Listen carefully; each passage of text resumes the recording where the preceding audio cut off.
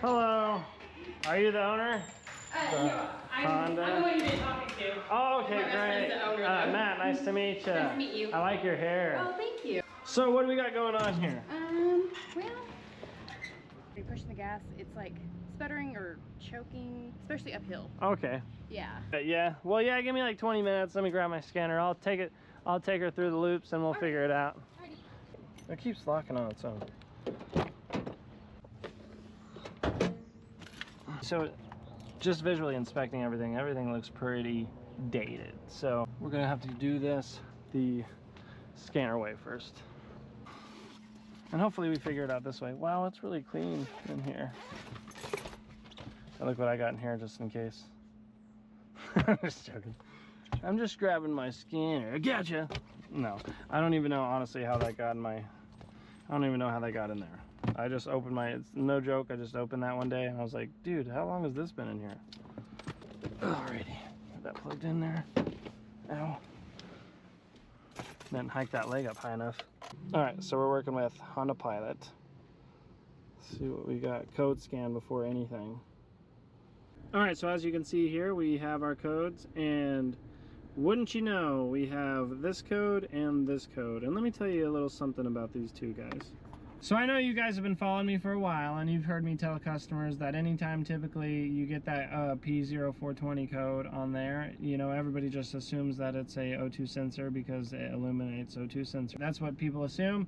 That's incorrect. Most of the time. Guys, here's the deal. O2 sensors are installed in vehicles to perform a job, and they do their job when they illuminate. When they detect a problem within the catalyst system, they, you know, turn on your engine light. And a lot of times, like I said, people just are like, okay, it's a sensor, let's replace it and still have the same issue because it's not the sensor, ultimately. Dang, it is hot outside.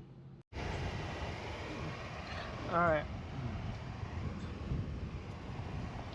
Alright, so obviously from here, we're going to go through our... I'm just going to run it.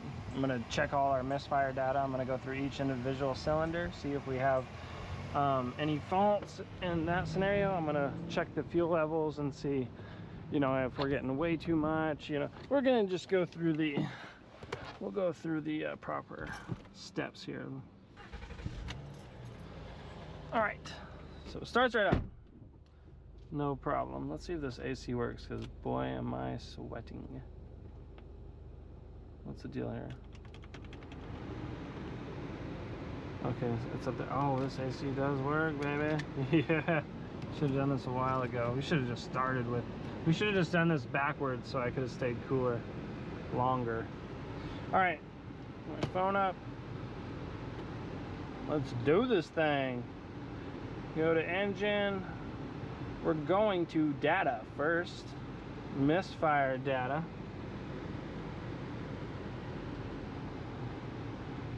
All right, let's see what we got. All right, so let's look here. All right, so we're taking it through its test right now. Our RPMs are at about 2,000. So basically it's just like making those combustion cylinders work a little bit harder than regular. And as you can see here, nothing. No misfires or anything of that sort. And our test is complete. So let's go back. All right, now we're gonna go to our fuel and intake data. So under the fuel side, it doesn't look, nothing is like jumping out to me, so. But guys, here's the deal. Having a clogged catalytic converter, you can have a lot of different weird symptoms. The most common though is the engine not performing as it should. When you're increasing on the gas pedal, it's just kind of like slugging, because obviously that pressure is building up inside that engine. It has nowhere to escape. To be real with you, if you just ignore that, eventually it'll just make your engine shut off. Best case scenario. Worst case scenario is you start blowing things to bits, because all that pressure, guys, is going to find somewhere to go. If it can't escape the engine through the exhaust at the catalytic converter, it'll find somewhere to go. I mean, if not, it'll just, like I said, best case scenario, it'll make your engine have too much pressure where it'll just shut it off But guys, as you're aware, the best way to check a catalytic converter is just to disconnect it and then look in there, run a borescope in there, put a camera in there, whatever you got to do. I'm about 99% sure it is that catalytic converter, just because of the tests that I have done. And you know, we went through the exhaust test. And all right, so here's the deal. I'm going to be real with you. Obviously, there's a few different ways that you can test a catalytic converter or get an identifying look at it, at least to see you know, if there's broken bits in it and stuff like that. We've been running for like, you know, over half an hour, so I'm not, that thing is gonna be way too hot to like unbolt and test and things like that. So I'm hoping that we don't have to do that, but I will.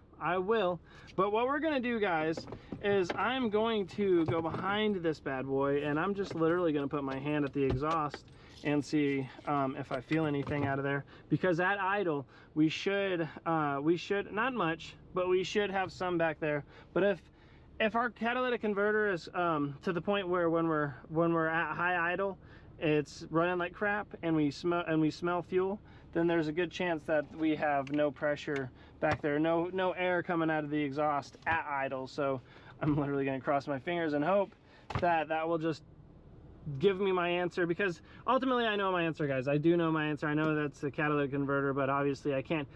Every mechanic knows you leave a place and you're like, oh yeah, it's for sure that, but you didn't like see it with your eyeballs. You just know because you've seen it with your scanner, or you've just done it a million times. Every mechanic knows that that's not good enough. You have to freaking get in there and you have to get in the thick of the action. I want to choke that catalytic converter and just, you know, shake it up, see if there's broken bits in there. But we're gonna do this first because, like I said, it's hot outside. That is gonna be scorching. We're gonna have to wait for at least an hour. I'll probably have to go to another appointment and come back to even take that off. So let's see. Don't shut.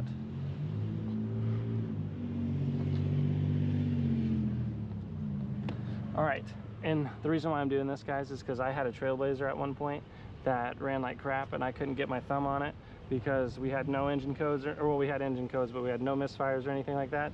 And you know, I've done a lot of work to it. I was coming around the exhaust on a cold winter day, and I put my hands down here to warm them up, and there was nothing. And just as I thought.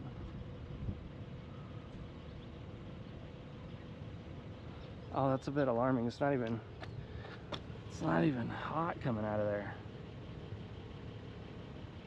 You should at least feel heat. Oh boy. Probably a little bit worse than I thought. It's not even hot. Dude, look. You can literally put your hand on this and touch it, and it's not even hot. And we've been running for like, at this point, almost an hour. Probably a little bit worse than I thought. Alrighty.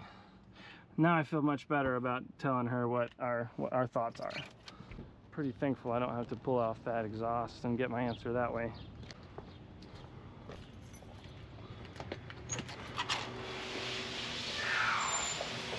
What are you doing, kitty? Are you the door cat? He's here.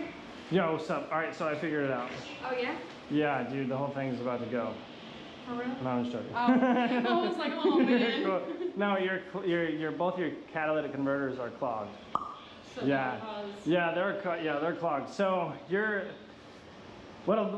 ultimately what that'll cause most of the time is when you try to accelerate, it feels like sluggish crap. Jerky. Yeah, and to the point where if you got to think that those are catalytic converters, so they're a filter for the exhaust system, just like any other filter for the vehicle, and over time they get clogged. You know what I mean? It's got like 190,000 miles on it, and so ultimately I was about to just pull out the exhaust, put my borescope down there, but I just went to the rear of it after running for a while. Obviously we've been out there for a little bit.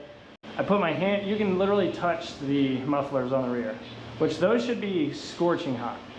Especially, but to the most part you should at least feel the exhaust coming out of the mufflers. Yeah. But there's nothing. Yeah, there's absolutely nothing. And so at idle it shouldn't be much, but it should be some, at least to the point where you can feel it. But nonetheless, to the point where I can touch it is a little alarming. So I would recommend that they be replaced.